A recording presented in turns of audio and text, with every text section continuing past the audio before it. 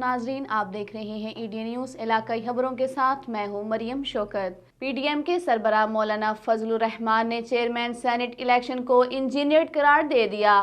Opposition کے جائز vote مسترد ہونے کا ملبہ عدالتوں پر ڈال دیا گیا۔ عدالتی ناانصافی پر حکومت کے مستقبل کا فیصلہ عوامی عدالت کرے گی۔ حکومت کو بتا دینا چاہتے ہیں لانگ مارچ 1-2 دن کا نہیں ہوگا۔ نیب کو سرکاری عدالتوں کا ترجمان قرار دیتے ہوئے کہا کہ نہ اہلی ظلم جبر کی داستان چھپانے کی چھتری ہے۔ مریم نواز نے کہا کہ میں گرفتاری سے نہیں ڈرنے والی، ملک اور قوم کے لیے ہمیشہ کی طرح اب بھی کسی قربانی سے دریغ نہیں کریں گے۔ مزید جانتے ہیں اس رپورٹ میں۔ جی پی پی چیئرمین بلاول بھٹو زرداری نے کہا ہے کہ عدالت میں حکومت کو شکست ہوگی، ملک اور قوم کو حکومت سے چھٹکارا دلانے کے لیے حکمت عملی بنا رہے ہیں۔ نون لیگ کی نائب صدر مریم نواز نے کہا ہے کہ گرفتاری سے نہیں ڈرتی، میری گرفتاری ہوئی تو نواز شریف لندن سے تحریک لیڈ کریں گے۔ صوبائی سیکریٹریٹ مفتی محمود مرکز پشاور میں میڈیا سے بات کرتے ہوئے مولانا فضل الرحمان نے کہا ہے کہ سینٹ الیکشن میں مداخلت نظر آ رہی ہے، مریم نواز کو دھمکیاں دی جا رہی ہیں، کیا نیب اداروں کا ترجمان ہے؟ اب عدالتیں آخری امید بن چکی ہیں۔ چیئرمین سینٹ کا الیکشن انجینئر تھا، ہمارے جائز ووٹوں کو کیوں مسترد کیا گیا؟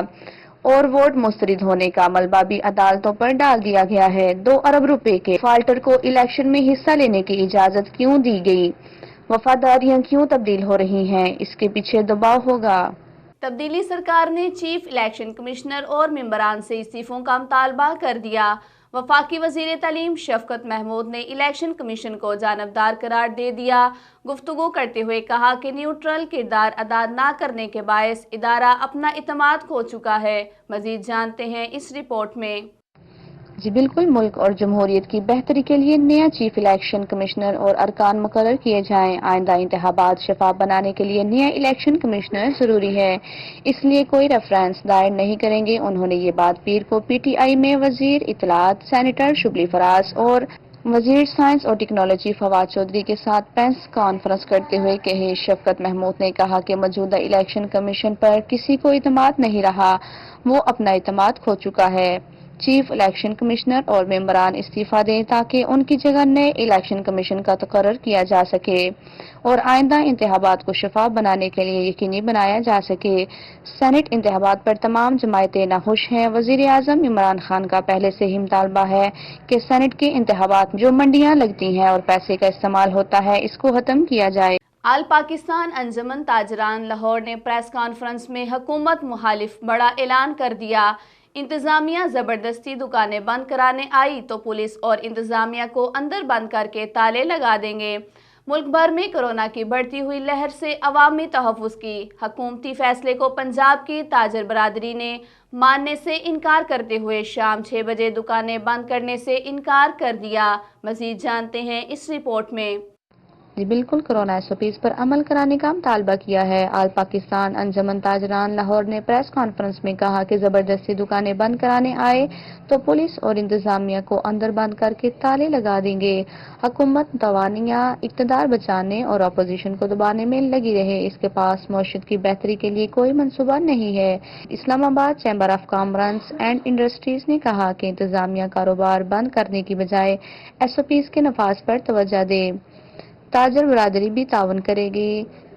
ادھر انجمن تاجران راولپنڈی نے مری روڈ پر پابندیوں کے خلاف احتجاج کیا ہے، جبکہ انصاف ٹریڈرز زون کے عہدیداروں کا کہنا ہے کہ کورونا کی تیسری لہر شدید، حکومتی فیصلہ عوامی مفاد ہے، عمل کریں گے۔ ملک بھر میں 24 گھنٹے کے دوران کورونا ٹیسٹ مثبت آنے کی شرح 7% تک جا پہنچی۔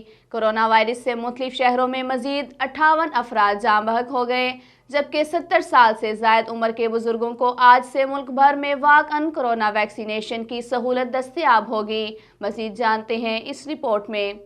جی بالکل، national command and control centre N C O C کے اعداد و شمار کے مطابق پاکستان میں گزشتہ 24 گھنٹوں کے دوران کورونا وائرس کے مزید 2511 کیسز سامنے آئے ہیں۔ مزید 58 افراد اس موذی وبا کے سامنے زندگی کی بازی ہار گئے، جبکہ اس بیماری سے 1136 مریض شفا یاب ہو گئے ہیں۔ ملک بھر میں کورونا وائرس سے انتقال کرنے والوں کی مجموعی تعداد 13,595 ہو گئی ہے، جبکہ کل مریضوں کی تعداد 6,964 ہو چکی ہے۔ रिपीट 6,09,964 हो चुकी है। रियासत मदीना के SHO मॉडल थाना समड़ियाल रियाज बाजवा को गरीब की आवाज़ बनना महंगा पड़ गया। कब्जा माफिया के खिलाफ कार्रवाई करने पर बाअसर अफराद ने अपना असरो सोग इस्तेमाल करते हुए ईमानदार और फर्ज शनास SHO रियाज बाजवा का तबादला करवा दिया।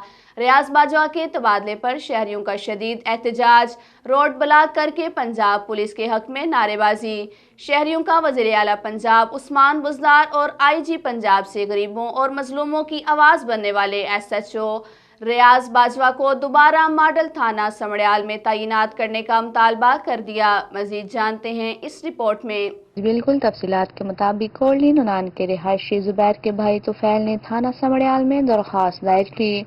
कुछ बाअसर कब्जा माफिया के अफराद ने चैली और बोगस कागजात तैयार करवा कर हमारी जमीन पर कब्जा कर लिया है, जिस पर SHO थाना समड़ियाल रियाज बाजवा ने इंक्वायरी का आगाज किया और तमाम तर हकायक सामने आने पर उन्होंने गरीब और मजदूर शख्स जुबैर की जमीन पर कब्जा करने वाले माफिया के खिलाफ कार्रवाई शुरू कर दी। बाअसर माफिया अपना सियासी असरो सोग और मुबैना तौर पर पैसे का बेदरीग इस्तेमाल करते हुए एक ईमानदार ऑफिसर का तबादला करवा दिया। रियाज बाजवा के तबादले की खबर शहर में फैलते ही आवाम सड़कों पर निकल आई और DSP ऑफिस के सामने दोनों इतराफ से GT रोड ब्लॉक करके शदीद एहतजाज करते हुए अरबाब एख्तियार से मुतालबा किया कि SHO रियाज बाजवा को फुल अल्फोल मॉडल थाना समड़ियाल में तैनात किया जाए। शहरियों का ये भी कहना था कि रियाज बाजवा से कबल भी कई SHO थाना समड़ियाल में तैनात रह चुके हैं, लेकिन हमने रियाज बाजवा जैसा ईमानदार और फर्ज शनास ऑफिसर नहीं देखा। याद रहे कि मौसूफ ने समड़ियाल के शहरियों को तहफ़्फ़ुज़ फराहम करने में कोई कसर नहीं छोड़ी।